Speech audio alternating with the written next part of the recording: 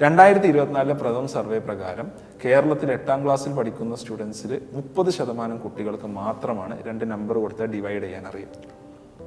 അതായത് 70% സ്റ്റുഡൻസിന് 2 നമ്പർ കൊടുത്താൽ ഡിവൈഡ് ചെയ്യാൻ അറിയില്ല. 66,000 സ്റ്റുഡൻസ് ഓരോ വർഷവും കേരളത്തിൽ എഞ്ചിനീയറിംഗ് എൻട്രൻസ് എഴുതുന്നുണ്ട്. എഞ്ചിനീയറിംഗ് എൻട്രൻസ് എക്സാം ക്വാളിഫൈ ചെയ്യാൻ, അതായത് റാങ്ക് ലിസ്റ്റ് വരാൻ വേണ്ടത് 300-ൽ 10 മാർക്കാണ്. 300-ൽ 10 മാർക്ക് ഉണ്ടെങ്കിൽ പാസ്, അതായത് റാങ്ക് ലിസ്റ്റ് വരും.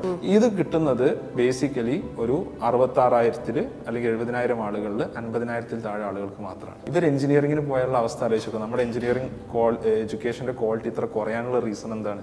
ഇത്തരം ആളുകൾ എഞ്ചിനീയറിംഗിലോട്ട് വരുന്നതുകൊണ്ടാണ്. കുട്ടികൾക്ക് അറിയില്ല എന്താ ചെയ്യേണ്ടതെന്നുള്ളത്. ഇത് അൾട്ടിമേറ്റ്ലി ഒരു ലോവർ ലെവൽ മുതൽ ഹയർ ലെവൽ, കാരണം കോമൺ സെൻസിനെ ബാധിക്കുന്ന ഒരു സംഭവമാണ് മാത്തമാറ്റിക്സ് എന്നുള്ളത്, റൈറ്റ്? അപ്പോൾ ഇതാണ് മാത്തമാറ്റിക്സിന്റെ അടിസ്ഥാനപരമായിട്ടുള്ള പ്രശ്നം.